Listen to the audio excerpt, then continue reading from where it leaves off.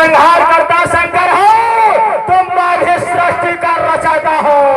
हाँ हम यही करोना है, हाँ हम यही कर दूंगा। संहार करेगा शंकर कैसे, जब अमृत सत्य में भर दूंगा।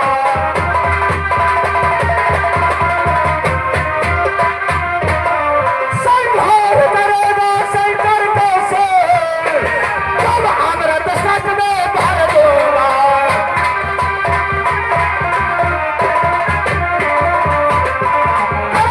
ये क्या मेरी सृष्टि का संहार करेगा, जाओ मैं सारी की सारी सृष्टि को अमर कर दूंगा। तो ये संहार कैसे कर सकता है? नारायण नारायण। देखा पिताश्री, भैया दक्ष को देखा, सृष्टि का पद पाते ही पाते किस तरह से अहंकार में झूम उठे। कहा सत्य ही कही गई है, करेला वैसे ही कड़वा होता है और दूसरों नींद पे चढ़े। नारायण नारायण। नारायण, ये कैसे शब्दों का उच्चारण कर रहा है?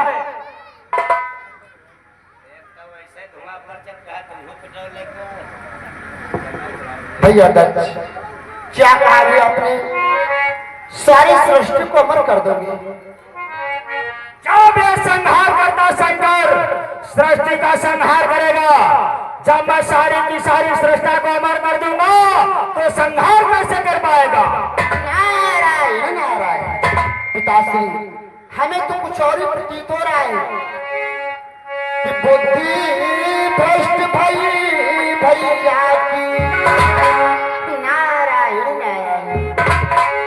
कि बुद्धि भ्रष्ट भई भैया की, पागल हुई गए छे।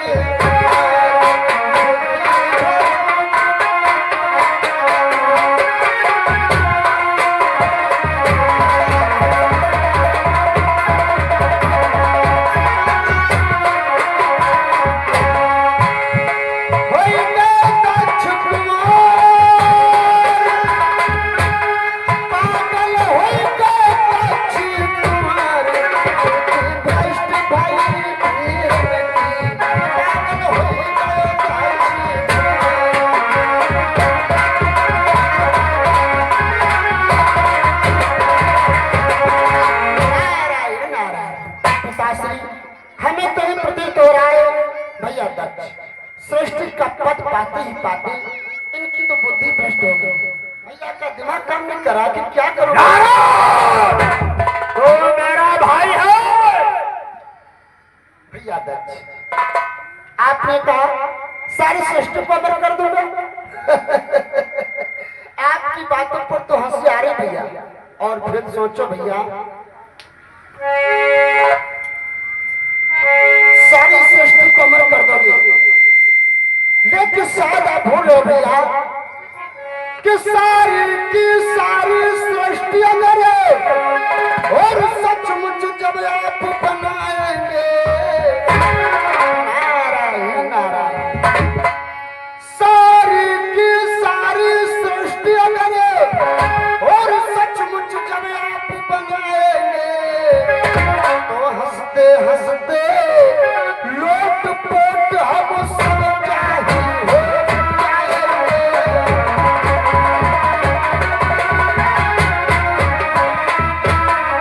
तो हंसते हंसते लोट पोट हम सब जाहि हो जाएंगे।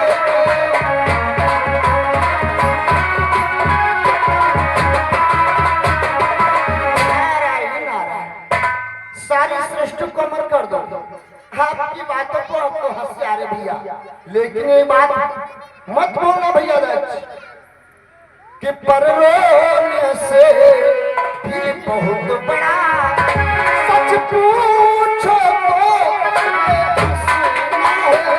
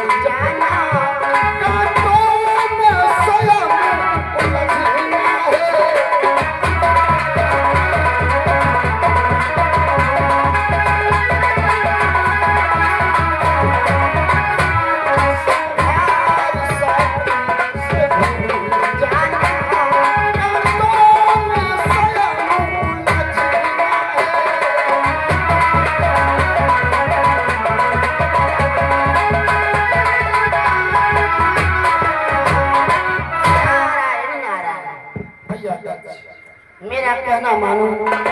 भगवान भोलेनाथ बड़े ही दयालु हैं, बड़े ही भोले हैं। उनकी शरण में जो भी प्राणी गया है, अपने प्राणी उस प्राणी को भगवान भोलेनाथ कभी ठुकराया नहीं। और फिर आप तो जानबूझ कभी कांटों में उलझ रहे हैं, और फिर भैया भोलेनाथ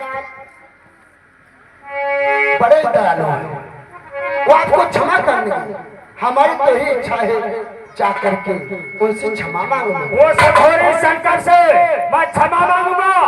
नारायण रे नारायण तुम है उद्दंड, और उससे पहले तुझे को देता हूं मैं दंड।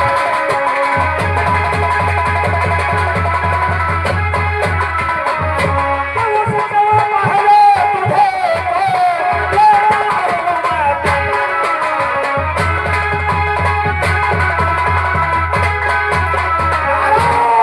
उस अघोरी शंकर के पहले मैं तेरा संहार करूंगा। भैया अभी तो हमारी बातें आपको बहुत ही बड़ी लग रही है, लेकिन एक बार सोचोगे कि नारायण तो सत्य कह रहा था। भगवान भोलेनाथ से जो बैर किया है, उसके हृदय को शांति कभी नहीं मिली है। नारायण वो मेरा कुछ नहीं बिगाड़ सकेगा, कुछ नहीं बिगाड़ सकेगा। बेटा दक्ष, मैं सृष्टि का काल है, देखते समय बतलाया था कि अपने मन में इतना अभिमान, इतना अहंकार कभी नहीं लाना, लेकिन सृष्टि का पद मिलते ही इतना घमंड नहीं बोलते। दक्ष, भोलेनाथ के विषय में ऐसा नहीं बोलते। बोलते महाराज तुम शांत हो जाओ।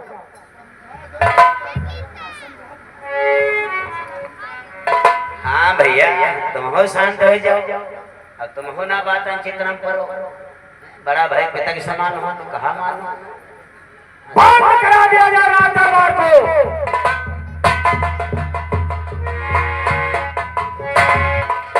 आजकल दुनिया चाहता है भाई भाई ने कलम करवा दो, मजा लो तो ऐसे बैठी बढ़िया।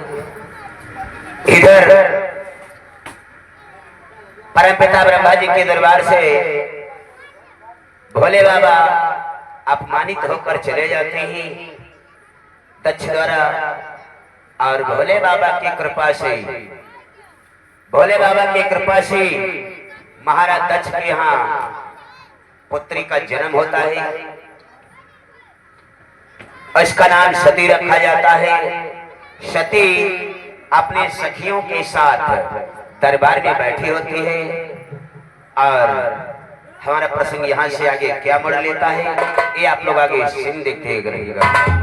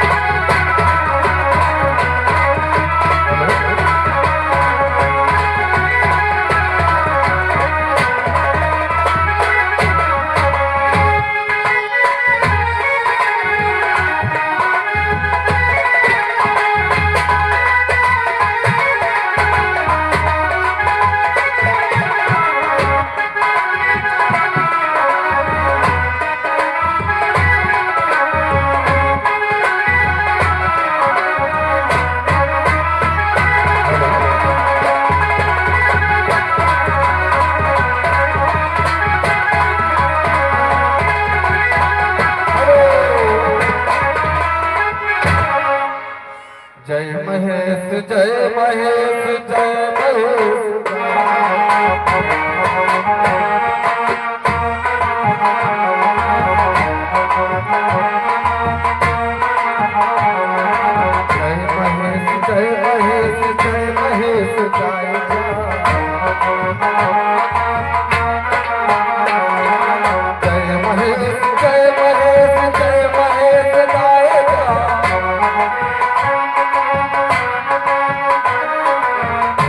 का बढ़ाए जा महेश गाए जा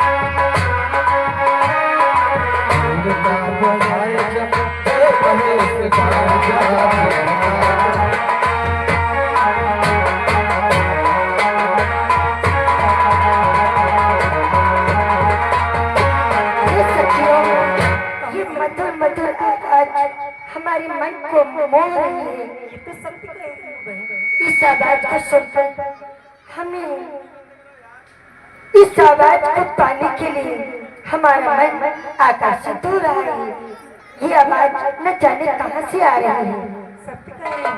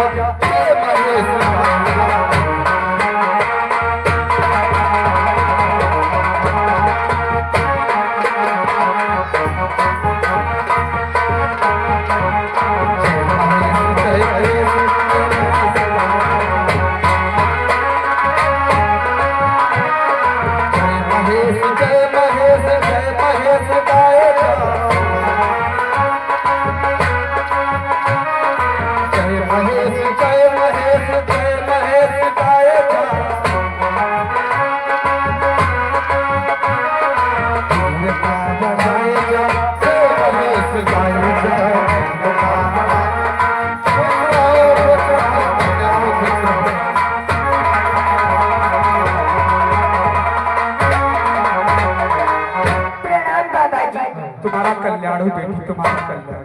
बाबा जी, आपकी मधुर मधुर आवाज हमें यहाँ तक खींच लाई है।